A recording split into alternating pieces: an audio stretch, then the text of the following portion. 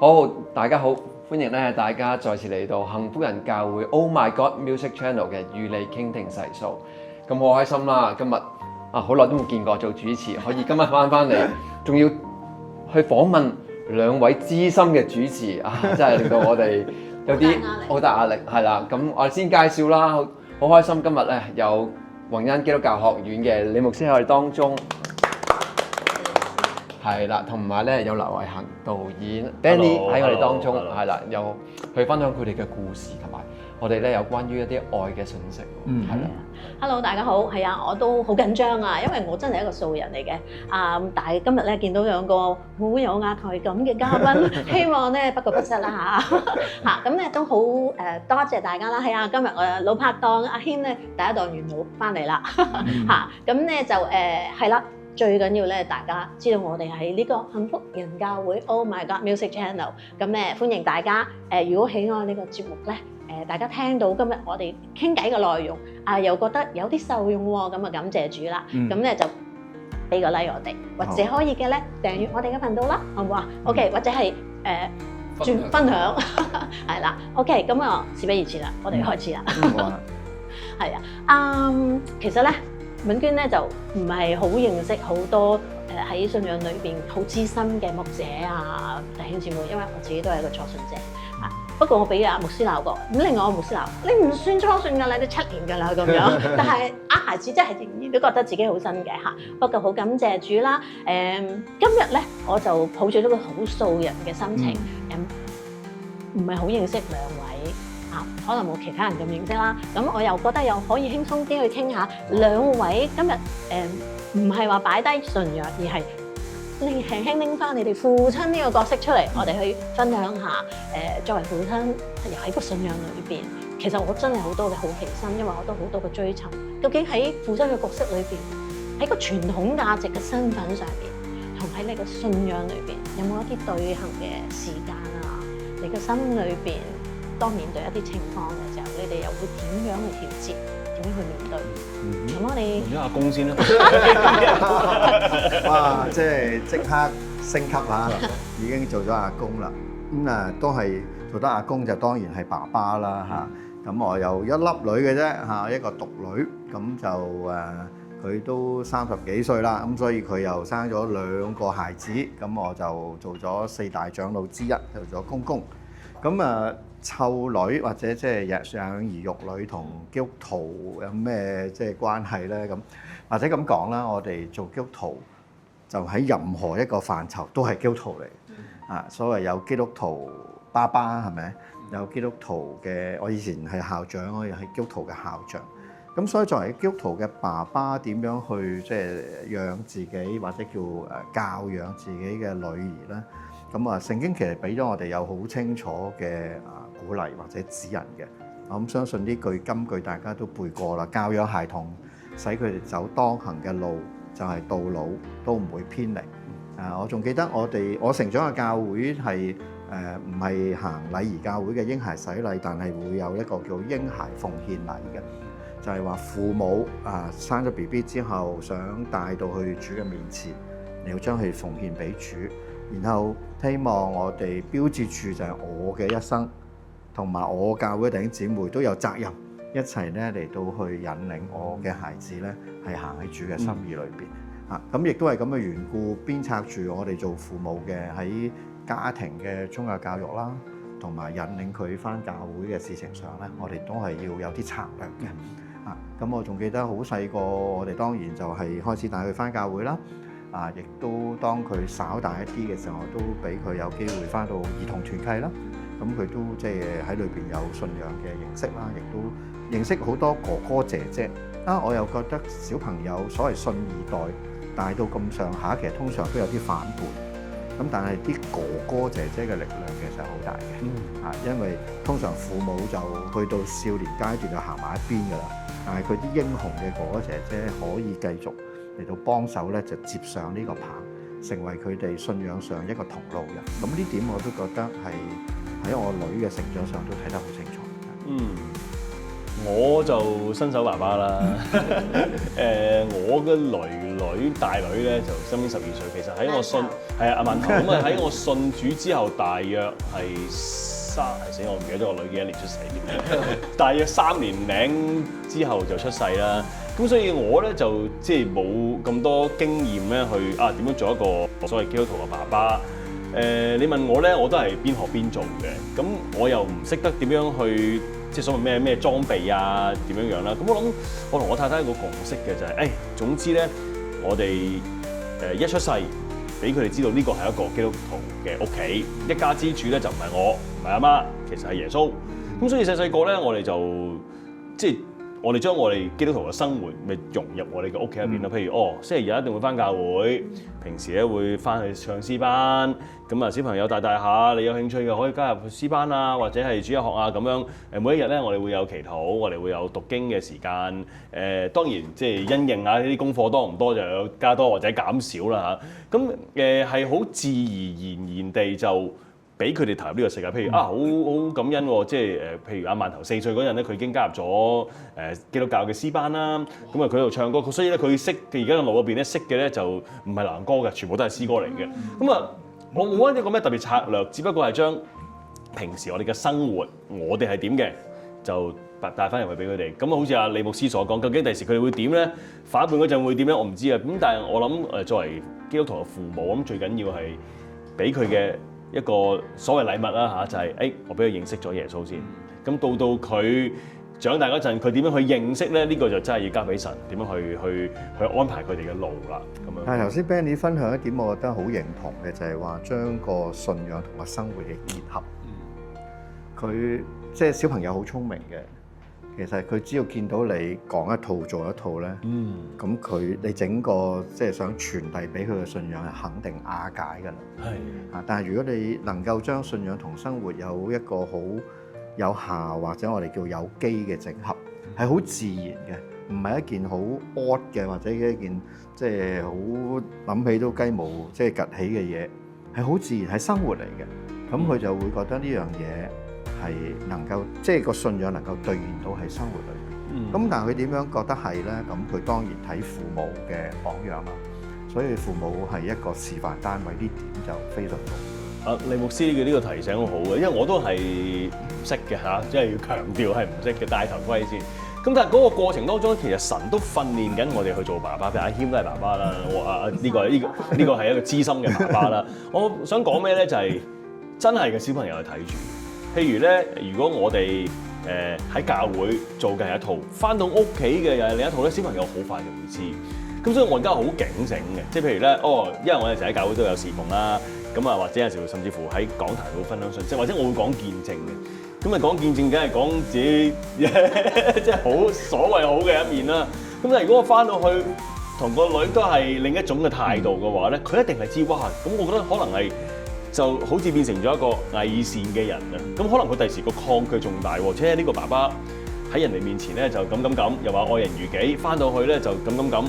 哇！佢可能會仲抗拒，咁所以咧呢個提醒我都一路即係學習緊嘅，即係有陣時啊，即係聖經另一句金句就係唔好惹兒女嘅氣啊！我哋喺即係都唔好令到佢對我啦，又或者對成個信仰失去咗信心，以為嗰啲嘢都係門面功夫。譬如我有陣時都會喺屋企做錯嘢嘅，都會同阿女講對唔住啊，或者我哋有嘢唔開心咧就聖經話獻祭前咧要和好，我哋返教會前大家一齊祈禱先好唔好？即係我起碼都要第一個去做。咁我唔知道對佢有咩影響啦。咁但係起碼佢都知道，爸爸細個咧佢間唔中都會返去聖經嘅教導，就係做翻應該要做嘅嘢，而唔係佢喺人哋面前行咗出呢個屋企門口咧，佢就係扮基督徒嘅啫。即係我都有啲驚㗎。咁我覺得對佢個信仰都會有影響。咁所以呢個都係神一個好嘅提醒。因為小朋友係最真㗎，佢每一個表達，佢未必係話即係拎出嚟對照，但係當講下嘅時候，佢哋真係會好自然就話。爸爸或者喺日間屋企發生嘅嘢，佢就會拎咗出嚟講㗎啦。因為我自己就喺幼兒崇拜裏面做導師嘅，我其實都係一個好大嘅學習咯。所以我對小朋友，因為本身自己冇小朋友啊，咁我所以咧對身為家長嘅弟兄姊妹啦。咁我嘅開始咗呢個事工之後咧，我自己都有好有興趣去探討咯。特別係我接觸咗唔同嘅小朋友咧，我哋都有啲導師媽媽喺裏邊嘅，因為帶小朋友翻去崇拜啦，咁不如我都做埋導師啦咁樣。因為有時有啲題材啊，有啲聖經故事教訓咧，佢哋都會好唔自覺咁樣咧，就即係小朋友話我琴晚又發生咗啲咩事？即係會令到家長咧，有時有啲尷尬嘅，即係但係就可愛就喺呢一度小朋友嘅一個童真咯。不過我有一個問題，其實就係頭先兩位都已經答咗㗎啦，即係俾佢哋帶佢哋翻去教會裏邊，讓佢認識我哋嘅生命從佢咁細開始已經知道我哋神係我哋嘅主，係我哋嘅頭嚟嘅。咁但係即係有時有啲小朋友佢真係去到一個年齡啦，牧師頭先講去到一個年齡，我哋要企埋一邊㗎啦嘅時候，咁你要靠支援。咁但係佢真係如果有比較強烈嘅話，我真係唔係好想再繼續嘅時候，作為大家又會點樣去處理呢樣嘢咧？阿公答先，我都想聽啊！我諗第一就梗係大家都想杜絕，唔好話去到暴風少年嘅時候離開啦。咁如果你想減低呢個風險咧，就其實頭先我哋講嗰幾招咧，應該都奏效嘅。第一就係父母個榜樣，俾佢有一個足夠嘅動力。第二咧就係佢喺教會裏邊咧有 peer， 同埋有一啲大哥哥姐姐，就算有外邊嘅所謂拉扯咧，呢個有足夠嘅防禦工事咧，我覺得我嘅經驗，我見好多都會越過到呢一個嘅所謂暴風階段。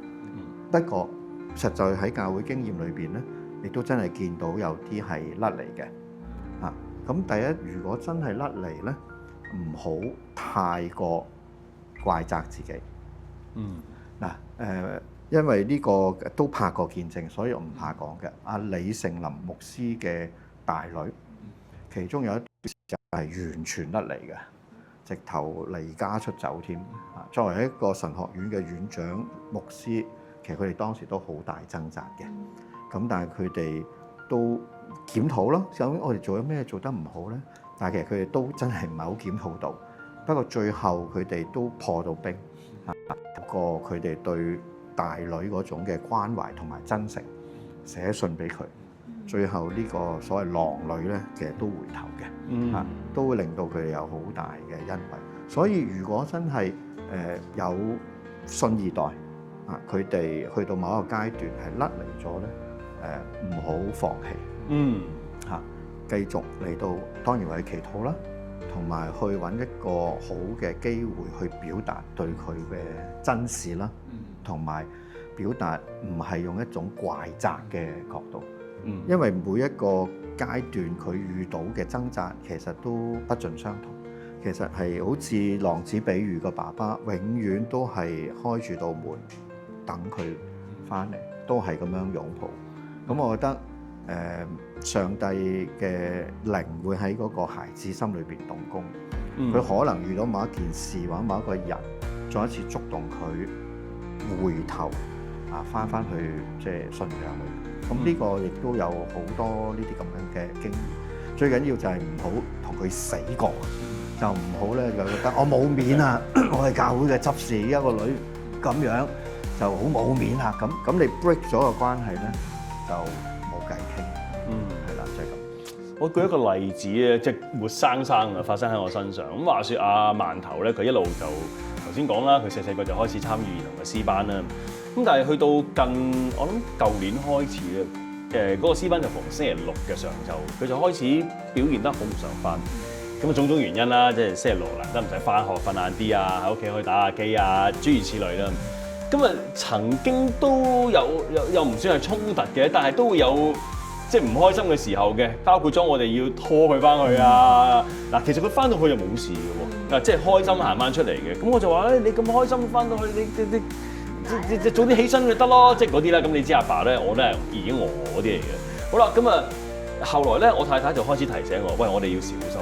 即係如果我哋每一個星期六朝頭早都有個衝突，佢總有一日咧就會爆厭咗呢件事，就佢就唔肯翻，咁啊仲大件事。好啦，咁我哋就成日祈禱啦。好啦，即係頭先阿李牧師講得好好，就係有陣時我哋要忍耐，嗰件事唔會馬上轉變，但係咧你又唔知神會有啲咩安排，就係要即係忍耐為佢禱告。咁啊我喺台灣拍戲嘅時候咧，咁啱咧就詩班咧佢就有個短宣之旅，就係全一班嘅小朋友就去日本去仙台度宣教。咁啱我唔去得嘅，咁我就太太咧真係要多謝阿饅頭媽，就滴咗兩個細路仔，就帶咗佢哋去日本，唔係去 shopping 嚇，唔係去食嘢，就去宣教。估唔到咧，就喺呢個宣教旅程當中咧，我個女咧就大地咧就覺得哇好好玩，或者同啲好似阿牧師所講啲哥哥姐姐啊、導師啊、小朋友玩得好開心喎。咁啊過咗7日近乎冇 shopping 嘅日本之旅之後咧，翻到嚟，我太太就問佢：今個星期六翻詩班啦？翻。咁啊嗱，當然我唔敢肯定呢件事會持續幾耐啦。咁但係原來神會有一啲唔同嘅安排，只要你好似阿牧師所講，唔好破壞關係先，唔好搞爛個局先。然後咧，你又祈禱啦，神咧可能會安排一啲你估唔到嘅原因。譬如而家咧，我嘅兩個女又好踴躍地翻去呢個詩班度啦。咁下次又點樣咧？我都唔知道。不過忍耐係父母第一樣要做嘅嘢啦。不過頭先啱啱 Benny 講阿饅頭媽願意的兩個女跟 ACM 呢個仙台短宣咧，其實要付代價。即係做父母其實要養育自己嘅兒女，特別要讓佢走喺上帝嘅路咧，其實有陣時係要刻意做一啲嘢。如果你老公又去唔到，一個帶兩個咪搞啦，即係唔去啦咁就錯失咗一個其實你幫佢鋪咗呢個平台，佢到時有 peer 有大哥哥姐姐導師，呢7日嘅短宣等於個功可以等於7年㗎啦。因為佢係日日對啊嘛，同埋佢祈嘅禱係最多嘅，因為你短宣實有晨操晚練㗎啦嘛，一定係。同埋佢見到個信仰去傳遞嘅時候，佢有個我哋叫 ownership， 即係佢有個參與，咁佢嘅歸屬感就增強咗。咁所以有陣時我哋就需要揾到一啲係啱佢嘅門路嚟到幫佢去匹上去嚇。咁有陣時真係譬如佢對唱歌音樂，你揾到個啱 style 嘅音樂機構俾佢唱，咁佢可以掉佢唱香港兒童合唱團又得，但係掉佢嚟 ACM 兒童合唱團又得。咁呢個有陣時真係要有一個父母自己喺機會成本上嘅要選擇。真係好獲益良多，因為對即係兩位爸爸，我都係一個新手，如果咁講嘅話，即係我更加新手啦，因為我小朋友得5歲。但係我聽得出咧，大家所分享嘅就係要有愛啦，要有接納啦、忍耐啦，仲要多啲去為小朋友祈禱。其實呢個正正就係我諗有陣時父親啦，唔好話父親啦、母親啦，其實好多時喺背後嗰個角色有好多位嘅時候，其實有陣時真係可能要讓小朋友去自己試。同埋你喺背後就可能做好多支持，放低好多嘅埋怨啦，又或者甚至乎有陣時，即係聽你哋分享嘅時候咯，其實我哋都放低埋父母嘅角色添。但係我諗父母一定會有佢本身一定嘅角色，但係你可能會變相去同朋友啊多啲嘅去即係去陪同啊陪伴啊，呢個就係往往我諗同小朋友建立嗰個關係最微妙嘅地方。係啊，所以頭先聽兩位喺度講緊咧，我一路喺度聽咧，我又突然間有另外一個角度咯。當你哋大家喺度講緊要教佢點樣時，個人嘅掙扎。頭先牧師有講過啦，你有啲咩身份啊？有啲咩擺唔低你自己嘅身份啊？身份係一個好大嘅障礙。咁我相信都唔係每一個人話咁自然可以做到，一定都有一啲你哋自己嘅掙扎。咁亦都同我哋分享下咧。我諗對我嚟講就唔係太大嘅難度，因為我做教育工作，我好知道我有訓導主任又好，校長嘅身份又好。但係呢個身份，呢個硬實力嘅身份，其實你冇軟實力去接觸啲學生咧，你呢個身份都係廢嘅啫。佢咪避開你咯，或者即係佢識避重就輕㗎嘛。咁所以呢個硬實力嘅身份同你嘅軟實力嘅對佢嘅接納啦、引導咧，其實係互相平衡嘅。咁於是頭先阿謙講話，我哋好似冇咗爸爸媽媽角色，唔係。其實個爸爸嘅角色唔係淨係得個硬實力，我蹲起個款，我係你老豆咁樣，唔係一定係咁。其實就係佢梗係知你係佢爸爸啦，我係佢米飯班主啦。但係佢其實會睇嘅，你有冇從佢嘅角度，就係更多同理心，從佢嘅角度，我哋講嘅軟實力，就係拉佢埋嚟。咁呢個就係我哋所講亦師亦友啦。如果放喺教育嗰度咧，就係亦師亦友；如果放喺屋企咧，就係亦父亦友啦。慢慢阿饅頭相信同阿 Benny 咧就係黐頭蚊嚟嘅，就係好似即係兄妹咁樣。雖然你第時中學帶佢翻學，你千祈唔好拖住佢會揈，因為啲同學笑佢嘅嚇。咁但係佢心底會覺得呢個爸爸識嘢嘅，呢個爸爸唔係封閉嘅，可以傾嘅。咁就爭好遠啦。我諗爸爸就係一個好即係窮一生去學習嘅一個課題嚟嘅。即係我成日都譬如我自己電台節目都有個環節叫新手爸爸學做嘢咧，自己10幾年都仲係新手爸爸，就因為每一日你面對緊嘅嘢都係唔同嘅。咁同埋咧，因為成個小朋友成長嘅過程，其實佢自己都不斷喺度 develop 緊嘅。譬如細個嗰陣咧，佢真係需要有一個比較權威嘅人去帶住佢，譬如飲飲食食。唔好亂咁篤電掣啊！唔好亂咁過馬路，呢啲真係有個，但係咧我哋要識得調節。所以你問我咧，其實咧成個做爸爸嘅過程咧，就係我哋俾上帝去又再陶造嘅一個機會。就因為咧，我哋譬如好多時點樣學做爸爸咧，可能阿謙一樣啦，或者甚至乎話李牧師一樣。我哋首先係睇咩咧？睇上一代，即係我哋爸爸點教我哋先嘅啊。咁我阿爸咧就超嚴肅，父權啊，佢唔打唔鬧嘅，但係咧嚴肅阿爸話咁啊咁，唔係好講嘢。咁所以我自己都即係初做阿爸嗰陣，我都會掙扎究竟阿爸點做嘅咧。好啦，咁啊兩個女嘅性格就好唔同嘅。阿李牧師都識，我個大女咧就比較內斂啲嘅，即係嗰啲所謂嘅 introvert 啲嘅嚇。另外個女咧就外向型嘅，兩個玩法完全唔同嘅。咁我就要不斷調節，同埋老實講，真係要喺上帝面前去求問啊！我應該點樣做咧？因為咧，當你嗰個父權好膨脹嗰陣咧，就一定會出現一樣嘢，就係我話咁啊咁啦，我話咁啊啱啱我阿爸嚟噶嘛，咁啊當然碰過好多次釘啦。咁所以神亦都喺呢10幾年嘅過程入邊咧，成日都提醒我：喂，你要謙卑喎，你要翻去上帝面前求問，究竟係咪啱嘅咧？你以為啱，即係我哋好容易喂我為你好啫嘛。譬如好簡單，唔好咁揀食啦，我為你好啊嘛。係，我記得你個講法。係因為我大佬好揀食，咁但係咁佢個身體個機制係同呢件事有啲抗衡嘅時候，咁你係咪永遠都係話我為你好就可以過到咧？咁原來過程當中咧，就好似我哋即係牧師，我記得佢講到都會講，其實祈禱咧就唔係要神改變其他人，改變我哋先咁樣。係啊，做阿爸都係一樣。所以其實爸爸好似一個教練，教練就要好有智慧，因為你帶嗰個隊，究竟兩個女都唔同，一個外向一個內向，所以教練亦都係一樣，就係你要因材施教。其實帶小朋友好似我哋踢波咁，究竟你係要逼到好埋啊，定係拉到好遠咧？定係就咁行住就得咧？其實視乎好多因素，佢嘅年紀嘅特性啦，佢性格嘅特性啦。佢如果俾佢呢個空間去闖，佢嘅承受力得唔得咧？即係你讓一個6歲嘅小朋友飲佢嚟，佢可能真係撞到爆晒，你個承受力未必得喎。但係好似我女考完中7，佢要讀乜嘢書，同佢將來做咩工作，當然佢有足夠嘅選擇權。佢要讀會計咁。佢係佢自己揀嘅，佢讀完會計走去啲核數師樓做嘢，做到隻劇咁。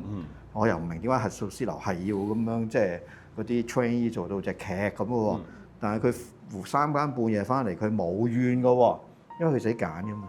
嚇，咁我哋做父母嘅唔喺側邊。總之佢選擇嘅職業係正當職業，係佢嘅興趣，咁你就支持佢咯，咪俾個空間佢。唔好我個行得好闊㗎啦。但係如果佢啱啱仲係小學生，佢要學啲乜嘢？譬如有陣時我哋好想去學游水，因為游水學到游水佢就可以玩到好多水上活動啊嘛，同埋個安全啊嘛。咁啊游水咧，我哋有少少鼓勵同埋捉佢學。咁終於點樣學得到咧？學游泳班係學唔到嘅，12人游泳班。咁終於我哋有一日經過嗰個屋苑嘅泳池，有個人喺度私人教，佢着綠色衫，我女俾佢翻俾我綠衣人。咁我哋話：我哋咪揾綠衣人教你，4堂就學識啦。咁佢學識咗4堂之後就自己游啦。咁佢咪享受即係各種水上活動嘅興趣。咁但係好奇怪嘅喎，小學個課業冇咁緊張咧，佢學咗幾樣嘢。一到中學咧，佢就自己會 filter 咗咧，留翻乜嘢學，乜嘢唔玩㗎啦。因為佢都知道要讀書，咁咪留咗2樣嘢，彈琴同埋水。其他跳舞嗰啲佢冇玩。咁佢就即係另外就要讀書嘛。咁佢到嗰個階段，佢咁樣識得自己做選擇。咁我哋做父母咧，呢個 coach 咧就一定行得好開啦，唔使逼咁埋。但係如果佢即係亂咁選嘅冇計啦，因為我哋其實真係有管教嘅成分嘅。如果佢真係唔係好識揀咧，我哋都要執住手，半推半就啦嗰啲就。不過牧師你頭先講緊小學唔係好忙，而家應該都唔一樣㗎啦，係啊，都翻咗幾番㗎啦。咁我頭先聽到阿 Benny 講啦。咁我又聯想起啱啱天使心新鮮熱辣出爐嘅訪問啦。喂，我睇到咧，作為一個讀者啊，我會有啲奇怪嘅。我真係睇完之後翻轉頭睇，再睇多一次嗰段。咁咧，阿饅頭咧，同星期5放學翻屋企咧，你一定要食粥嘅。係啊，死啦！希望佢唔好睇啦咁樣，又爆佢啲嘢出嚟啦。好彩個訪問出咗㗎啦。咁跟住我咁奇怪嘅，跟住你係我見到你係你係有佢。你係俾佢嘅，跟住咧就我訪問話，你事後去了解到，女女即係話俾你聽點解啦。咁我心裏面真係覺得，我有啲感動，即係你會我初頭第一個覺得，哇，放任佢喎咁樣咁得意咁樣，跟住中嘅小初頭係呢個諗法嘅，再睇翻咧，我又覺得我有感動咯。即係就好似頭先你講啦，即係可能你都係一路學一路摸索，你唔可以練得佢太緊，無論任何歲數啦，係咪先？但係你可以喺側邊去了解件事嘅時候，佢又會願意嘅時候，到嗰個時間佢又會話俾你聽係點解。大家想知點解咧？睇天使心 ，OK？不過我真係好想拎呢樣嘢拎出嚟講喎，即係我就覺得係即係我個人覺得我真係。都希望真係衷心希望好多家長咧，佢首先可以學識放低佢哋自己作為家長嘅一啲壓力咯。頭先牧師講得好真咯，因為冇辦法，呢個氣候係咁，呢個社會上面係咁，一個掹一個嗰啲咩連鎖反應嘅，冇得好似我哋都被綁手綁腳咁樣咯。咁呢個我哋真係要即係都係要為大家祈禱，希望可以喺呢一個咁樣嘅咁窄嘅環境裏邊，就可以開路俾我哋有。你以為唔可能，但係神冇難成嘅事咯，係啊。咁頭先咁講啦，講開，咁我又突然間醒起咧，阿 Benny 咧，你就拍過一套電視劇嘅，嗰度咧就係我喺唔睇電視裏邊咧，我都有開始睇嗰套戲嘅，叫做《反起跑線原物》，幾清新呢一套劇係我自己去睇嘅時候，咁其實你拍呢一套戲嘅時候，你有一啲乜嘢嘅諗法咧？作為你係咪有一個父親嘅一啲諗法係投放喺呢個創作上面？第一就因為揾食啦，因為嗰陣時咧就疫症，長話短説啦，咁啊好想拍電視劇嘅一路都，咁即係有咩題材拍咧？最手到拿來咧就係屋企面對嘅境況啦。頭先講我有兩個女，兩個好唔同嘅個性嘅女。其實咧，當我哋去唔同嘅家長去傾，譬如早期我同阿梁詠琪傾嗰陣咧，發現原來大家啲女咧有啲嘢似，有啲嘢唔似。頭先譬如講到香港嘅教育環境成個居住環境嗰陣原來好多題材嘅喎。咁我諗拍咩好咧？咁當然啦，如果我想再 juicy 啲，或者所謂再吸眼球多啲咧，我有權可以寫，哇！香港教育制度咧就點，啲書包好重，大家好辛苦趕功課但係好多人都拍呢樣嘢啦，咁日日都講緊啦。我哋有冇第二個角度去講？原來雖然好辛苦，雖然咧就好多嘢做，好大壓力，但係都有愛嘅一面嘅。咁於是我就同阿 Gigi 開始講，不如我哋搞部電視劇，表面上咧就叫做反起跑線，但係其實個底咧都係講屋企人或者老師點樣同佢嘅小朋友過招，或者其實都係説到底都係愛佢哋嘅。咁於是就好感恩啦，即係拍咗2季，拍咗30集啦。咁一路就慢慢度啦。咁我都係將屋企嗰啲嘢搬出嚟。其實你聽聽下就開始發現，咦阿瑤瑤又好揀食嘅喎，啊你就話你個女好揀食啊，又或者你個細女好似同阿 Billy 仔有啲似喎，即係類似咁樣樣啊。咁我都係將屋企嗰啲搞笑嘅嘢，或者我碰釘嘅嘢，然後將佢戲劇化咗，就再變成一個電視劇嘅橋段咁樣樣咯。係咪呢套戲裏邊，我覺得有一個角色好亮眼，就係嗰位校長啊，係係好喜歡嗰位校長。咁咧，我哋有冇啲似啊？似啊，因為阿白耀燦老師咧有少少似啊。你講邊個校長先？你想係阿袁富華第一代定係第二代校長先？我睇第一集。哦，第一代校長都有啲似阿李牧師㗎，因為比較溫文啊，又比較開明嘅校長啦嚇。個心裏邊係好暖㗎，因為佢其實就好似我真係覺得好似天父爸爸咁，因為無論面前覺得喺度個過程裏邊好似有啲棘啊，或者點樣喺度進行緊嘅時候，但係你心裏邊就係有一份嘅信任咯，有一份嘅信心喺裏邊，知道佢一定係帶你有啲好好嘅嘢喺後邊，佢會揭曉出嚟嘅。咁我哋個生命嘅過程就係亦都係一樣。我喺個劇裏邊，我自己都會有呢一份嘅感受。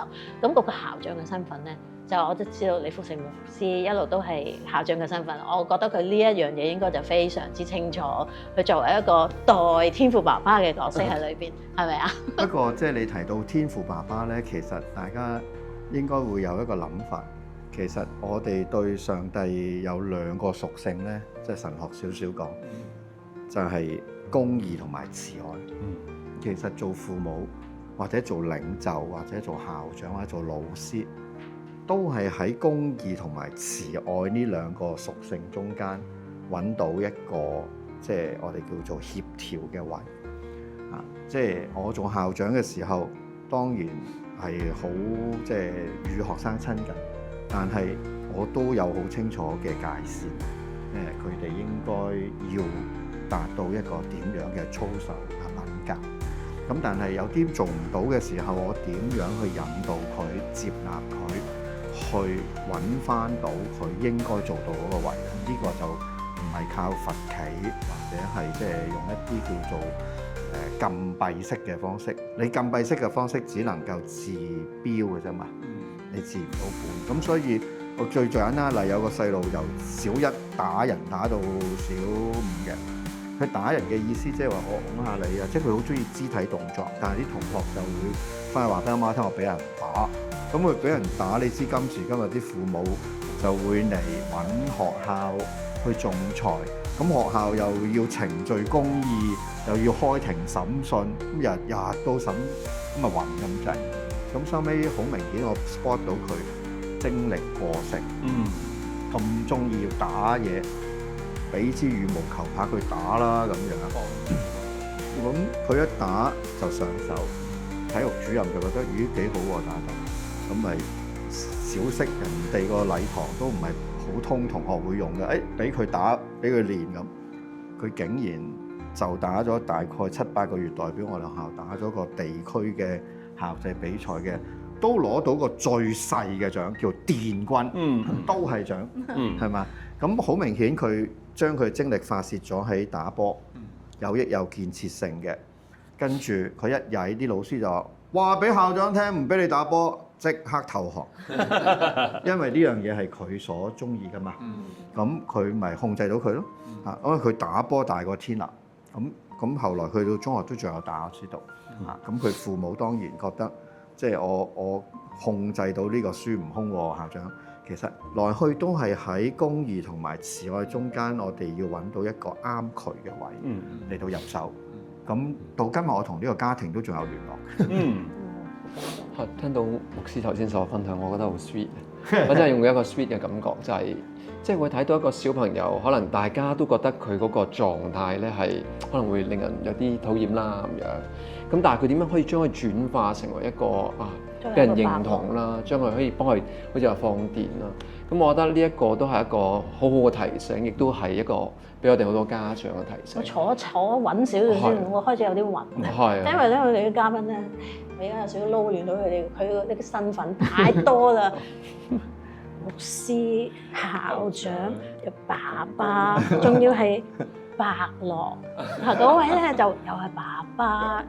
又係 DJ， 又係創作者，又導演，係啊！其實好感動神俾我哋嘅生命裏邊，可以俾我哋有好多嘅角色共用，好多唔同嘅崗位。但係好似牧師話齋啦，其實最緊要嘅就係我哋有神俾我哋嘅慈愛，係我哋要學習佢喺個生活上面有好多唔同嘅軌跡上面點樣可以拿捏到嗰個公義混合嘅慈愛。因為Angel 我自己就係看神係佢個愛係最大，係大於一切，係啊，亦都係成為生命最大嘅力量咯，係啊，都好感動，聽到好似好輕描，其實絕對真係唔容易。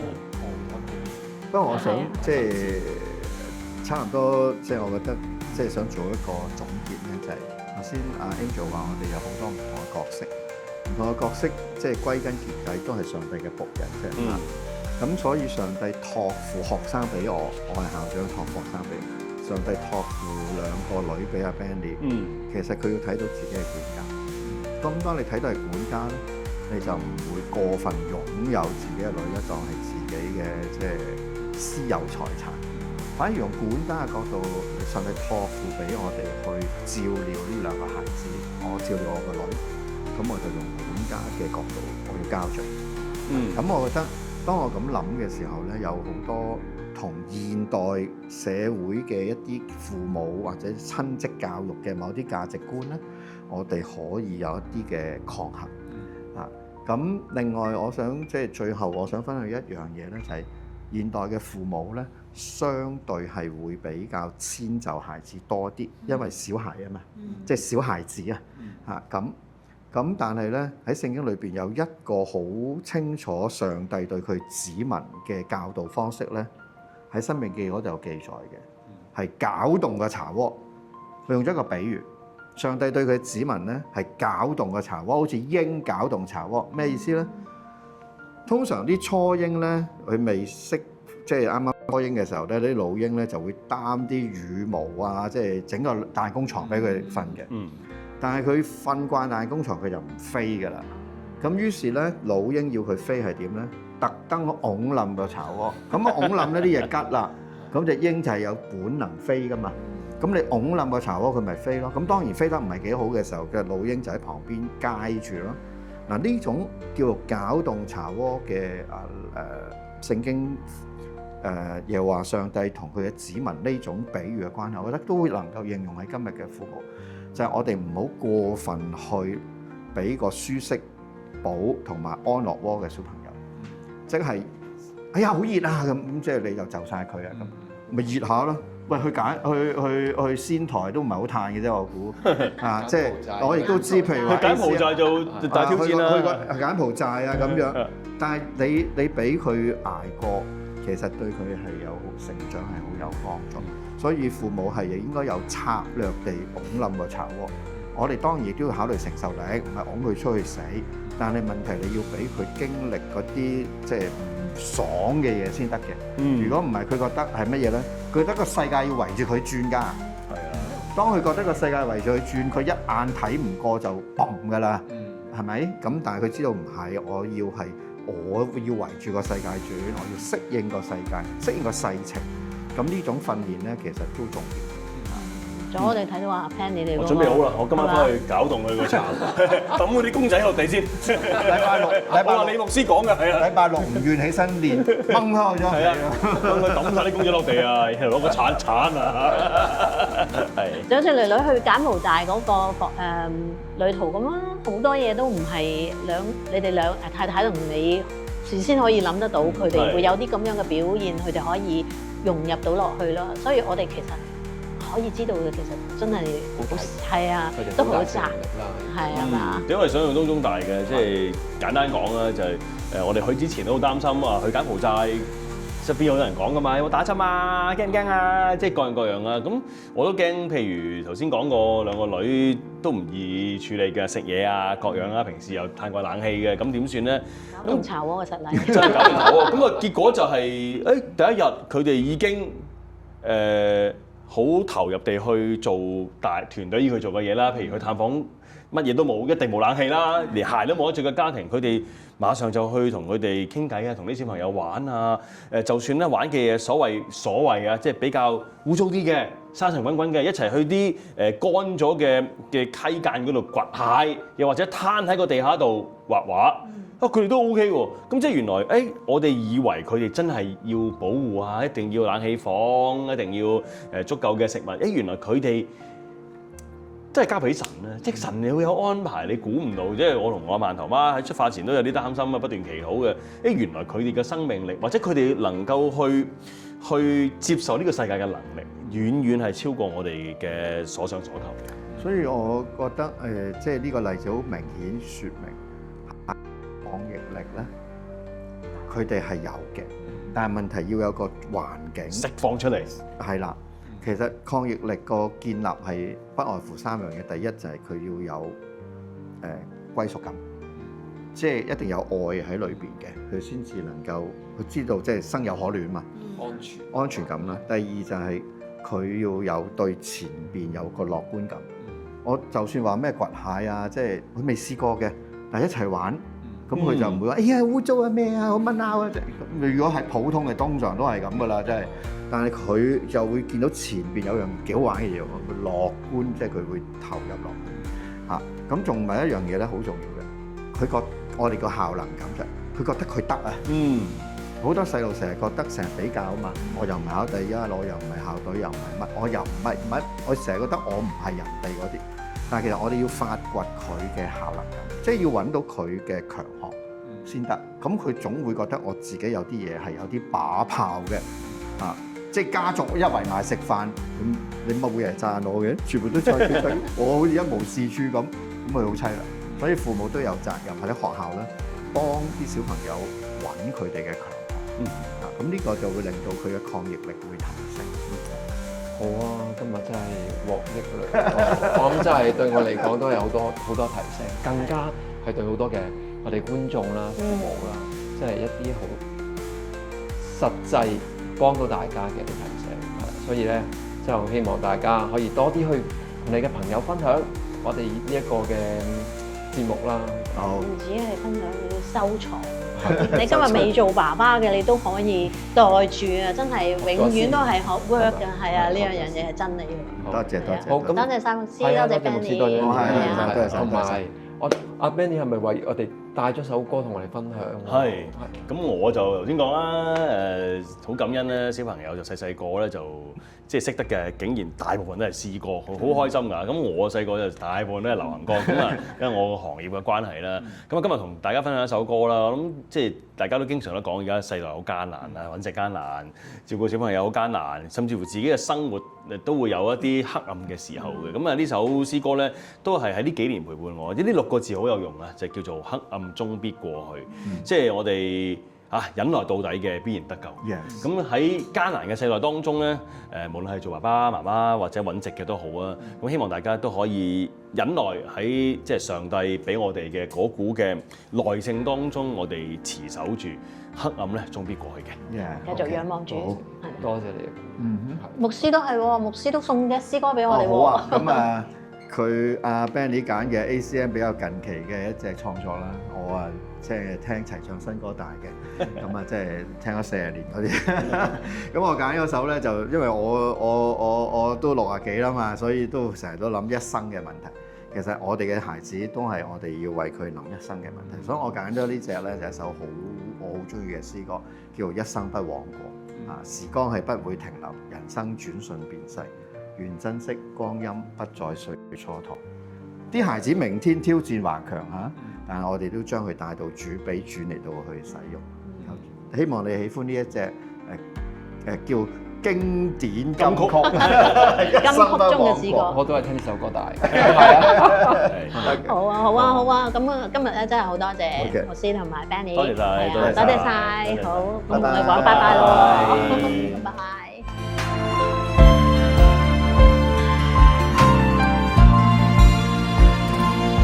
世間昏暗，願有點燭光，燃亮心底盼望。無盡旅途，仍信會有終點，再艱苦也能當。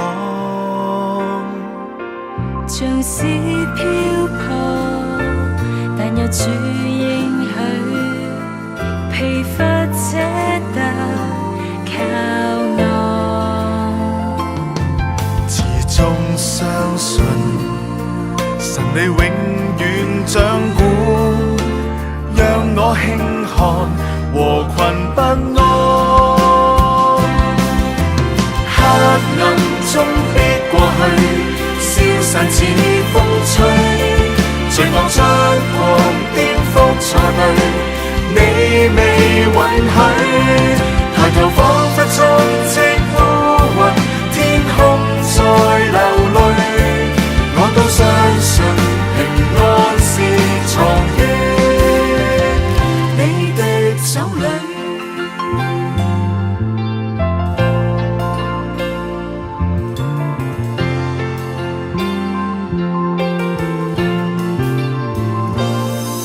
永久不變，耀眼的真光，原是一生盼望。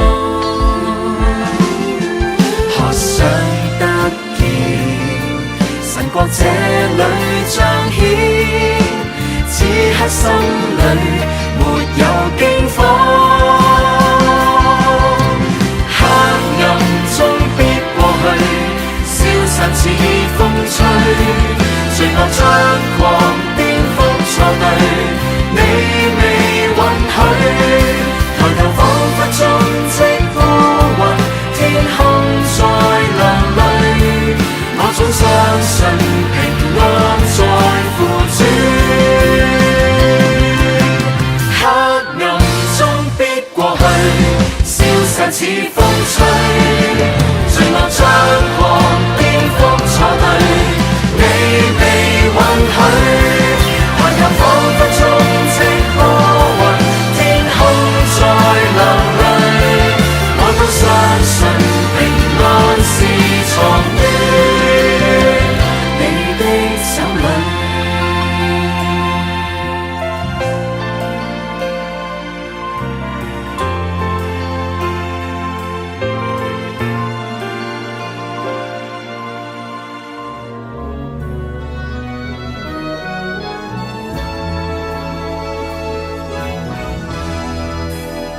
時光不會停留，人生轉瞬便逝，願珍惜光陰，不再歲月蹉跎。明天挑戰頑強，全心聽你任用，能跨口窄路，全為你走過。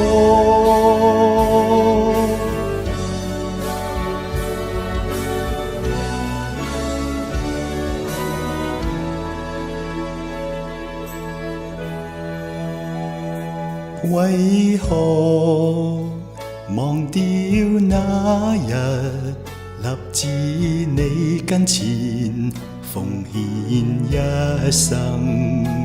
為何流浪世俗莫視託付，令你心擔憂此際？重拾信念，歸到你跟前，願你接納。輕看名利勢力，情願撇下，為我主奔跑。時光不會停留，人生轉瞬便逝，願珍惜光陰，不再歲月蹉跎。明天挑戰頑強，全心聽你任用，能跨口窄路，全為你走過。時光不會停留，人生轉瞬變逝，願珍惜光陰，不再歲月蹉跎。明天挑戰頑強，全心聽你任用，能跨口窄路，全為你走過。燃燒一生，完全為你不枉。